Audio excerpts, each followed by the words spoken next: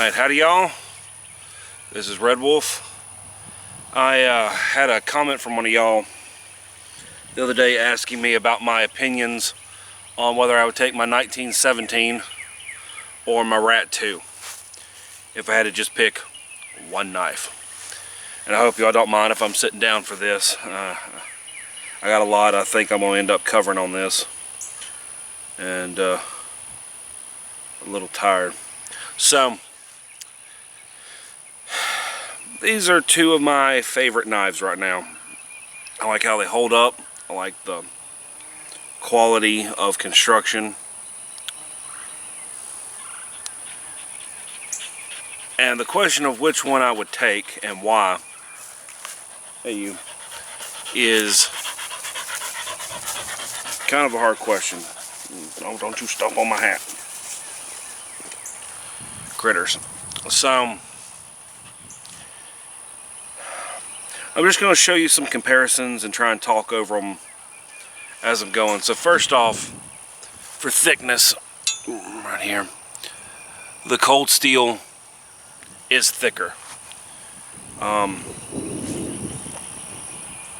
In the hand, they balance fairly similarly. They're both, so this one balances just a little in front of the guard here, and that gives it a real rotating around, that's the point at which the blade rotates when you're doing stuff like this. The R.T.A.K I know does right here, right at the edge of it, and this little roll right here makes it really hard to get it, but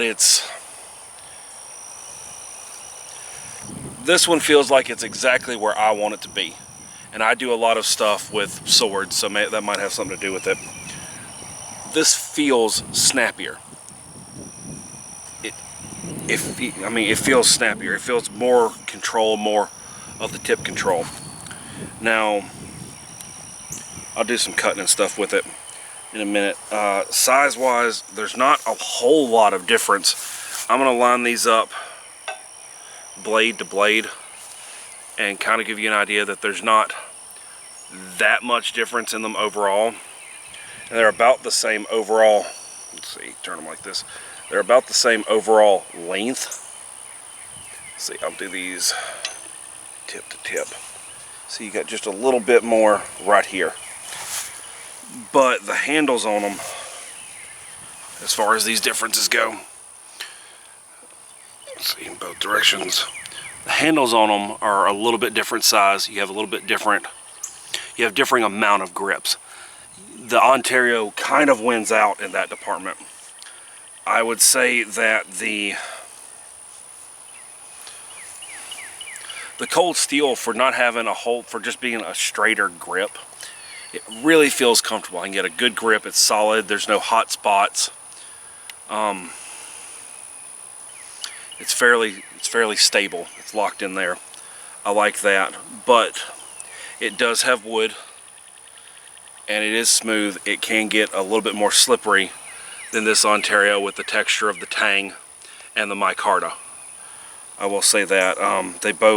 This one also has a lanyard hole in the pommel. This one does not, but it has enough room here that you can loop something over it and it'll stick. So that's kind of a wash right there. The big difference between them, they probably have a fairly similar amount of steel in them. I would say this has the fuller in it, so even though it's a little thicker, it flattens out. If you have these knives, your only two knives for 20 years and you use them every day, you're probably going to get more similar performance when this is way back here with this one, just because this one has different swells in it. I don't think that that's probably much of an argument. Biggest difference is going to be the tips. This is a good, solid, tough, all-around tip. This one is finer. It's stretched out.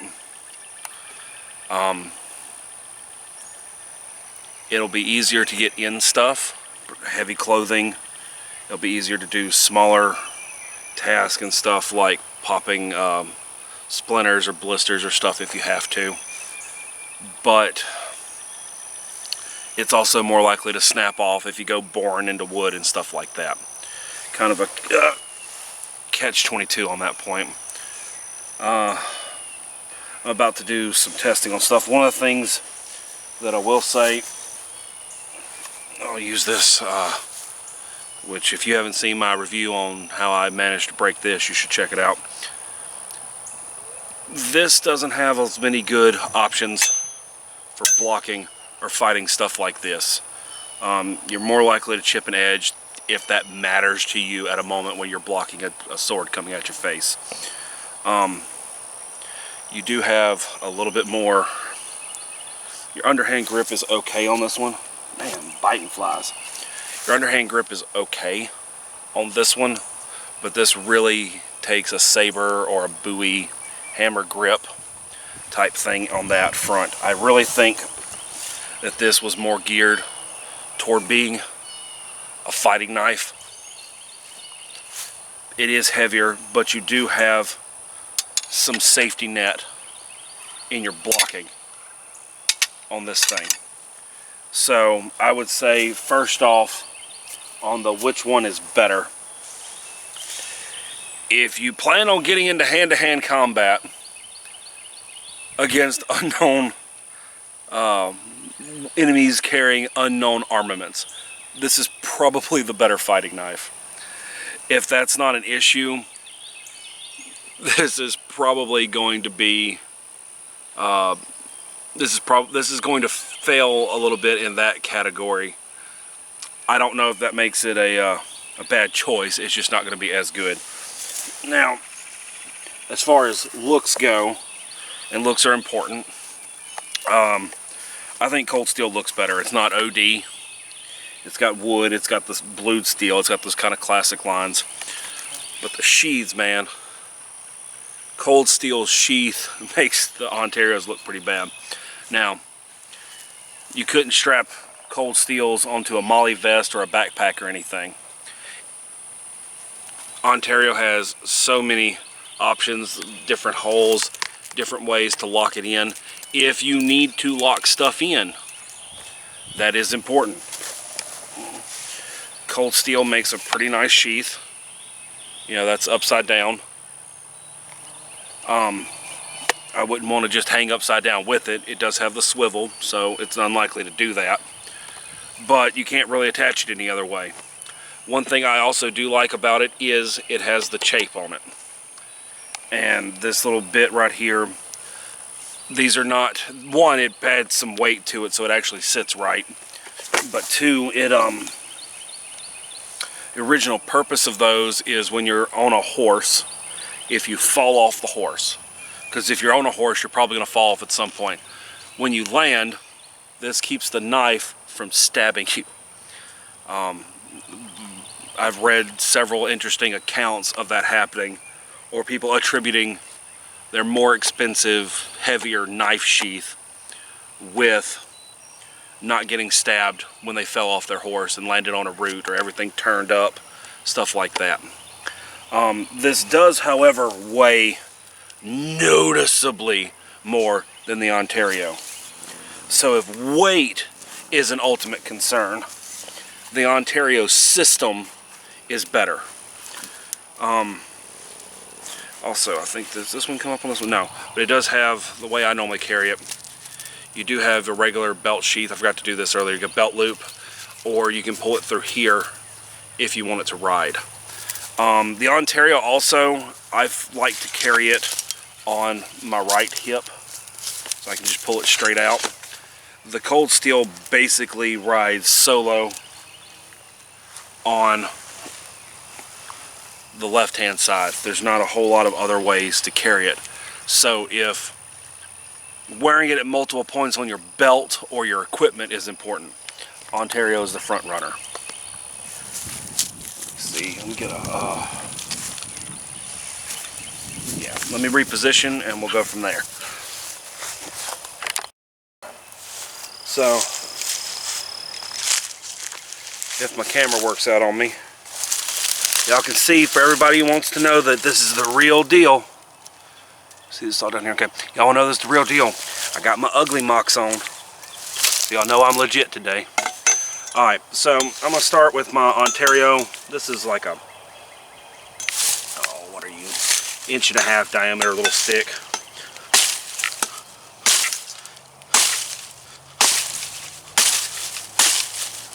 You can see we're hitting it hard. We got all of our bounce. I mean, that's a pretty nice deep little cut right there. And I'm gonna come, you'll see, yeah, good.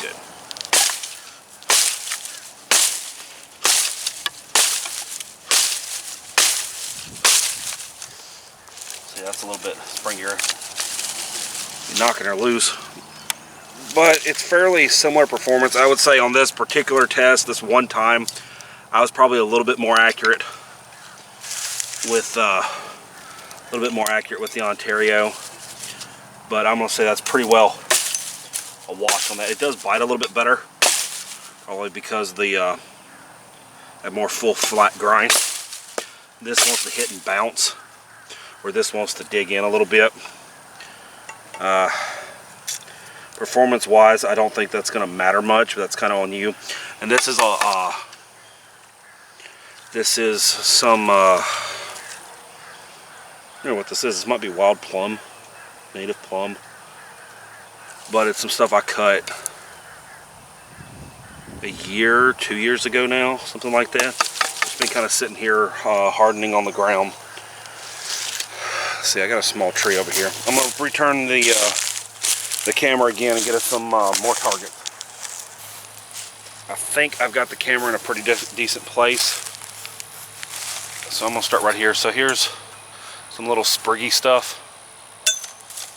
And we got a real clean cut with the Ontario. I mean, that's clean. And that's less clean. So on this really small stuff, that extra heft, it cuts fine, it gets the job done, it's not a problem, but the mass wants to push into it, where this has that little more bite flick kind of thing going on. So this is the so this is the cold steel, and this is the Ontario in this case. And I haven't touched the blades up on these or anything. I use them all the time. And it's just sort of the standard working edge that I leave on them. So what I want to do is get in here. So I think I'm going to strip a couple of these. So you see, with something a little bit bigger with a little bit more resistance, the cold steel just peels it. So really loose stuff, cold steel not quite as good, but plenty effective. Ontario, great. Once again, I'm not surprised by this. Little flicks and it peels. So let's see.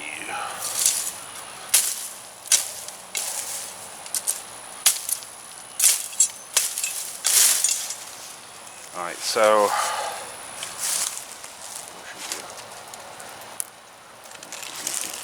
alright, so let's see, how far down can y'all see? Right here. Alright, so I'm just going to take a couple hits.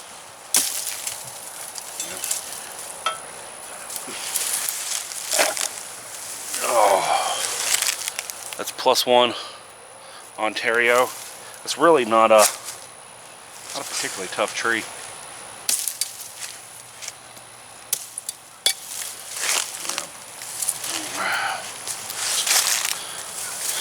Once again, real easy, clean cut. I think I'm really thinking that the velocity edge geometry is a little bit better. And I think I mentioned this in the comment that the guy had. This is sort of what I ended up expecting. Was I like this for fightability. I like this for unknown stuff. And I might not have. I think I might have something over here. For bigger stuff, where we're walking that line between buoy and tomahawk range, this doesn't do as good on the smaller stuff. It's not the Ontario is more machete-like in that context. but I can hit some really hard stuff. I can baton some hard stuff. This is more, for me, what this might come down to is, this is known tasks. This is any unknown encounter. Baton harder stuff. I can chop bigger, harder stuff with it.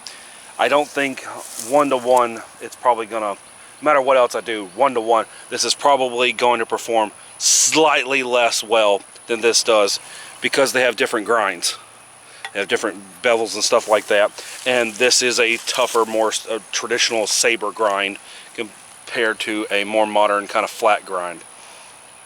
But reposition and do a little bit more testing, and we'll go from there. Alright guys, so y'all can't see me as well on this, but I performed a little bit of an escape trick and gotten in here, or hopefully my camera won't lie to me and y'all can actually see what I'm doing this time. So once again, hand carving, stuff like this is not a problem. I'm going to turn this into a real quick, like spear or something like that. Real quick, dirty. You get plenty of use with this. It's easy. I do like that I can flip this over and I've got these anchor points. Now there is an argument for a style of buoy fighting where you block with the flat and rip and do a lot of your back cuts like that, especially if this part's sharpened. But for a working knife where you want to come in here and make your big scraping cuts and stuff like that, it does make a nice anchor point in your hand. It's comfortable. You know, you basically can control the whole thing with just your thumb because it locks into your palm really well. And I like this knife. I like this knife for doing finer stuff. Our choke up point here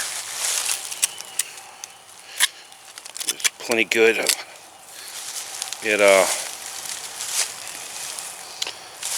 What's the word for processing? Once again, I like to come back down into kind of this grip with this one and cut against stuff. And once again, this is dependent upon your build. This is kind of probably a reasonably heavy knife. And for that, I know I get a little fatigued the more I use it, but some of that is just being out of practice.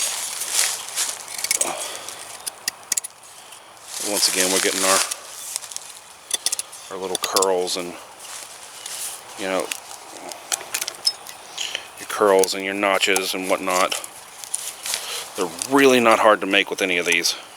Matter of fact, I do like how wide the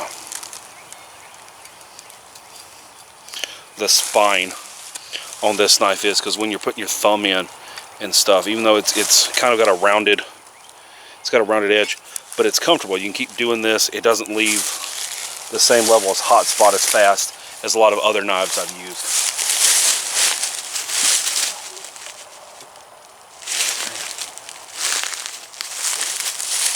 My feet are not what they once were. Now, same task right here.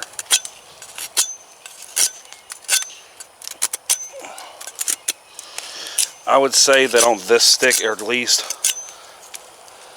I think the cold steel probably drags a little bit less. I actually think that it probably does some of this a little bit better. Catching that right there. You know, when you're pulling into it or pushing, you have the tendency to pull your hand back a little bit. That's going to be somewhat subjective, and there's no telling if it's just because of the part of the stick I'm on.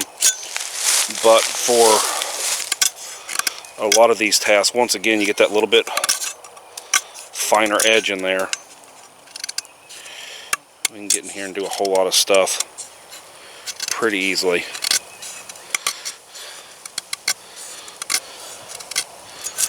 Catching my edges right there. Let's see, good spot for that. Get that below the stick.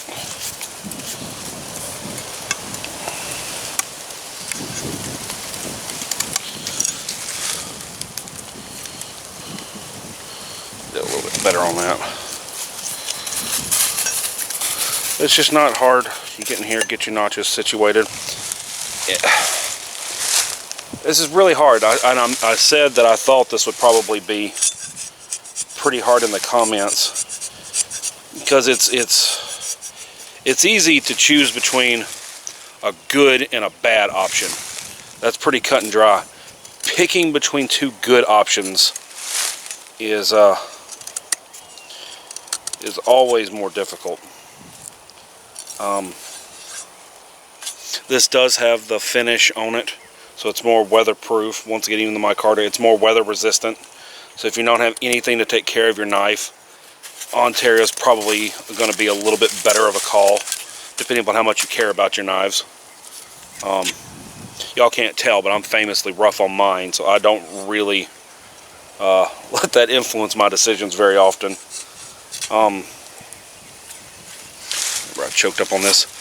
When you choke up on this, I think that it would be easier to use, like we're talking like processing the Ulu style stuff. I think that this, maybe just because it doesn't have the guard to hit your arm and get in the way, you can pull it in flat. Where's my camera? You pull it in flat a little bit easier. That this would probably be a little bit easier to process game with, give you a little bit easier time doing that, and it does have the pre-drilled lanyard hole. But man, I mean, we're splitting fine hairs from a frog right now, trying to find a real excuse or difference. They're probably even right now, these are around similar money, so I'm not sure. Let me grab this one fast. I mean, get back here. Yeah, okay, so I mean, apples to apples, you kind of,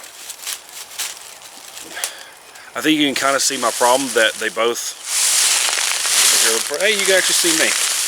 Apples to apples, I really think you're going to get a good blade no matter what. This one is 5% more bushcrafty. This is 5% more self-defense, shit hit the fan. This one has more tactical sheath options. This one is a lighter package. This one looks classier. If you're horseback riding, this one's less likely to stab you in the leg, or you're planning on wrecking your vehicle. It does way more. Not necessarily a bad thing.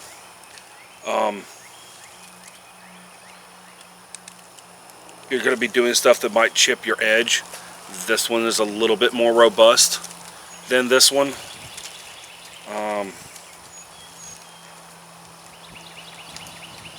If you like micarta instead of wood, I mean, like, real matters of taste. And as I've said my piece, once again going through this, it really is a little bit more combat, a little bit more bushcraft, and I really think that that's what it's going to come down to. And I think that anything else said on the matter is just going to be more on the same. So, hope that helps. If y'all have something down in the comments, you got a question, you got something interesting, seriously, I make videos because I'm interested too. And y'all think of questions that I haven't thought to test for. So, got anything to say, let me know. Until next time, this is Redwolf signing off. Y'all keep up the good fight.